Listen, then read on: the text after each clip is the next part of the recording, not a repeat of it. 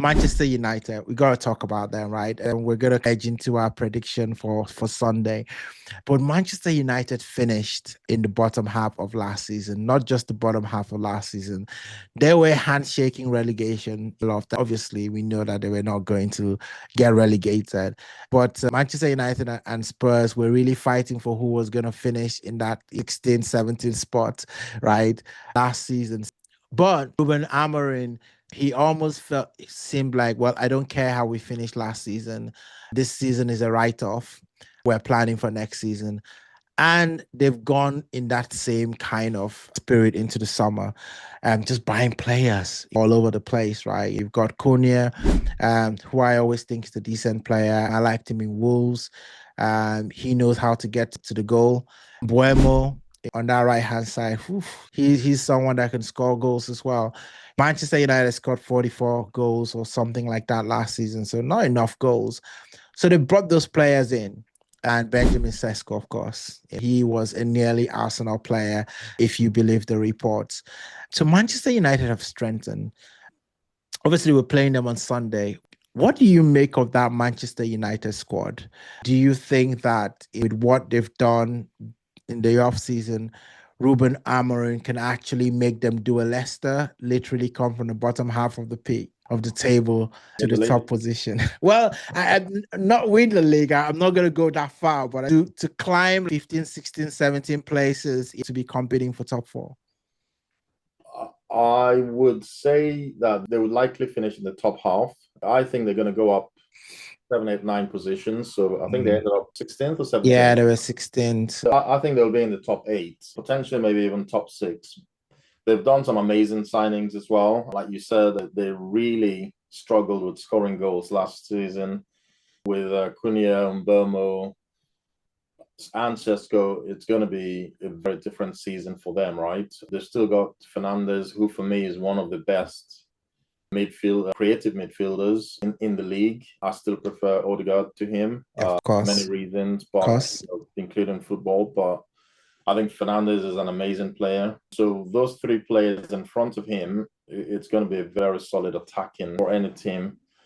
I think that obviously you bring in multiple new players. We have done that, but I don't think all our signings are necessarily first team starters, backup. These players are going to have to gel. They're going to have to understand Amorim's way of playing. It's going to take time. I think the good news for them is 2 of the 3 of them are Premier League veterans, right? So they've been around for a while. They know what it takes. They've got the physicality.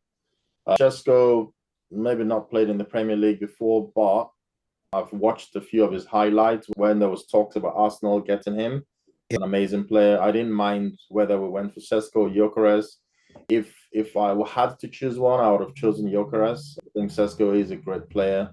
He's much younger. I think it's going to be a very tough game. At Old Trafford, we struggle a lot of times. Even last season when we were far better than them, we only managed to draw.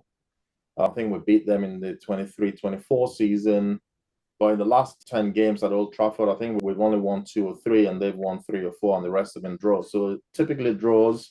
On Sunday, if I had to make a prediction, I think we're going to do that later. So I'll reserve my prediction until Sunday. I think they're a very solid team, a lot better than they were last season. I think they're going to end up in the top 8, potentially top 6. So apologies to Manchester United fans before you come at us. They actually finished 15th, not 16th. That one place means a lot, right? Right? You're right. Manchester United, a lot of the people that have come in are going to go straight into the first team, right? They're going to have to deliver almost immediately. And they've been smart in going for Premier League players, right? Buemo and Cunha that can come in and do the business. I look at Manchester United and I wonder about their midfield. I wonder whether that midfield is as strong as what is required in order for them to progress. We've got Bruno Fernandes, who's the standout player in that midfield. top three, top four midfielders in the country as well. And then you got Mason Mount, who has shown flashes, but he's really not been available, right, for selection, right? And they say sometimes availability is even better than ability, right? If you're not available to play, then what's there? And then you've got Kubi Mainu, who they were going to build literally the midfield around, but he didn't really play last season. Could be a combination of injury, things about whether Amorim didn't really like him and there was potential for him to leave the squad. So I look at the midfield and I think that that's an area that they might struggle with. I fully expect them to have lots of defensive players against us on Sunday. Right. So you are probably expecting the likes of Harry Maguire, Luke Shaw. I expect him to play as well in that game. Martinez expecting to play. Dallo probably expecting to play. I think Robin Amorim has always wanted to play this wing back system. So I think he's going to have that almost five, across with three center backs and then with wing backs. And then he's just going to unleash Ibuemo, Sesko, and also Cunha up front to just go do the damage. And the midfield might be where Arsenal might win this battle because I see United as definitely they can't be as bad as they were last season. But certainly, I don't. It's funny though. I do actually think that they could make it to the top four.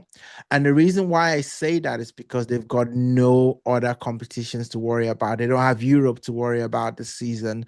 They're just going to worry about the local competitions. And sometimes that adds a little bit to the advantage of the teams if you've got a good team, because now you're playing 1 week, one game a week.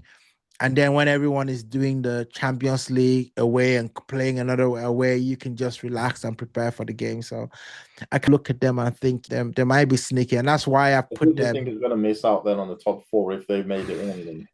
Well, I think I look at Newcastle, right? So Newcastle, for me, they're going to take a step back, no doubt, without Isak. They've got a good team. I think a lot of their players are underrated. Jacob Murphy is underrated. He plays really well. Barnes as well. They've got this guy Osula who's been playing for them. I think he's probably going to be the spine of the attack, because obviously it's no way back for Isak. So I think Newcastle will potentially miss I think out. Newcastle came fifth last season. It was Liverpool, Arsenal, City, and Chelsea, right? City and Chelsea. I agree with you. I would say that Newcastle would probably drop a little bit. I would agree with you on that. But I think the other four that made top four last season, I can't see anybody getting into that position of those four. Yes. You're right. I think about maybe Chelsea, right? Yeah. Potentially. It could be the one that the battle really is, Chelsea and Manchester United. Potentially, if I had to say any one of them, then it would be Chelsea. I think they look solid. They've made some great signings. They've already got established with Maresca for a season. They're going to be fighting in multiple competitions. The rest of us, so I think they might have a bit. They've got the depth, that's for sure. But then signings, like I said, like quite young, still learning their trade. Not played in the Premier League, so potentially you definitely have a little bit more experience in that space. So, big question. How are you feeling about Sunday? How confident are you feeling? Are you feeling nervous? First game. I don't remember whether we've ever played Old Trafford as the first game of the season. I don't think so. I might have to do some research to look at that, because that is a cracking opening. And it's not just, Old Trafford, our first 6 games. They're brutal, right? So we start out with Old Trafford. Then we play a home game against Leeds. Then we have an away game against Liverpool. Then we come back and then we play Nottingham Forest.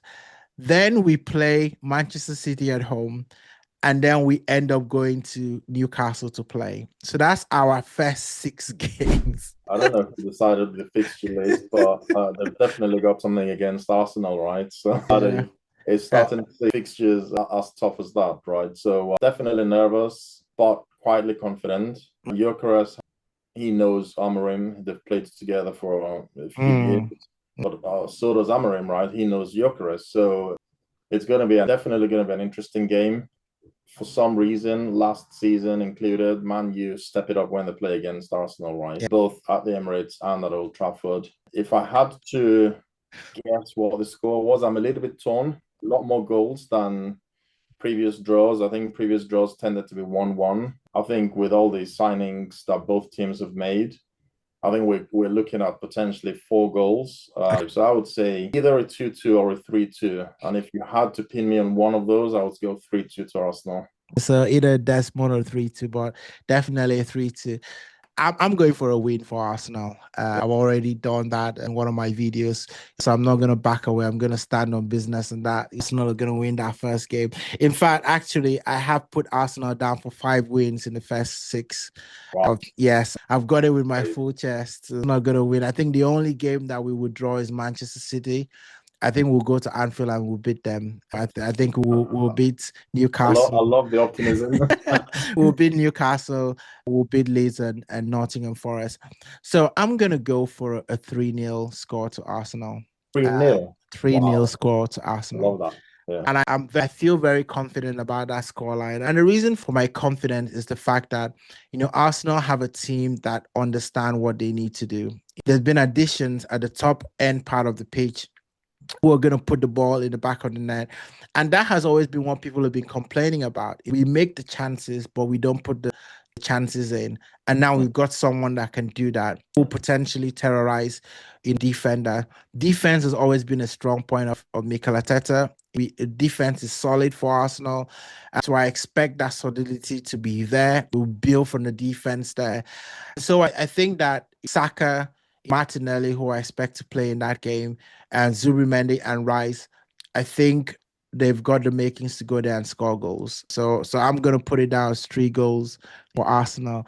So this might come back to bite me, but I am very confident about going to Old Trafford this time around. I think the game has come one too early for Manchester United team and all the new recruits. So 3-0. Let's Hope you're right. 3-2 or 3-0 is still 3 points to the Arsenal, but I'm hoping we can keep a clean sheet.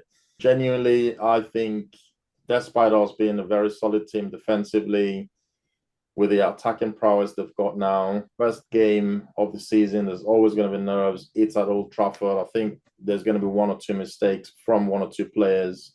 So I think just a little mistake, they capitalize on that and they put the ball in the net. But you said we've got the attacking strength as well. So I think we are going to score at least 2 and hopefully 3 goals. So. Yeah, fantastic. Guys, beat it up in the comments, right? Let's hear what you say, because I know that a lot of you will be like thinking, what's going on? What are these guys talking about? But let's hear, what do you think different? Even if you're not an Arsenal fan, what do you think about that game? But let's wrap it up, Tai. This has been a great conversation, and definitely you're coming back on the show because I've absolutely enjoyed this conversation today. And before we wrap up, everyone watching and listening, we want your takes. So put your predictions in the comments. Don't forget to like and subscribe to the channel as well. And more importantly, share this with a lot of people, right? You can't just enjoy all of this on your own, right? You spread the love, let people know about the channel and the good content. If you like this and you want to see more guests as well, do drop it in the comments as well, and we'll do our best to make that happen. Might even bring in some rival guests as well from other clubs to spice things up in some big games. So we're going to do some big things on the channel as well. But before we go, Tai, any final words before we close the show? No, thank you very much for the invite, Eddie. Really enjoyed that conversation over the last hour or so. I'm really looking forward to the season. I genuinely think it's going to be the best Premier League season in the last 2 decades. And the reason I say that is because I think there's going to be I think Arteta said that there was probably 9 contenders for the league. So being a little bit too generous, I think there's genuinely 4 contenders. It's a long season, it's a marathon. Yeah. Even the teams that you think are looking at amazing and strong, they tend to drop off after Easter. True. Spurs. I think there's genuinely 3. But before we get to Easter, I think there's going to be 6 teams really going for it. We've talked about the top 4, but I think Man U is going to be there and there's obviously Newcastle, there was Nottingham Forest, there's Aston Villa, Tottenham have really strengthened, they've got a new manager, they're definitely going to be in the top half as well. It's going to be a very good season, really looking forward to it, but obviously a little bit nervous, but also positive. And I think a bit of your optimism as well. And hopefully this can be the season for Arsenal. Yes, let's leave it there. It's been a great conversation. And thank you, everyone, for joining us. Tune in. We'll be here all season. So always come back for more. When you Gunners.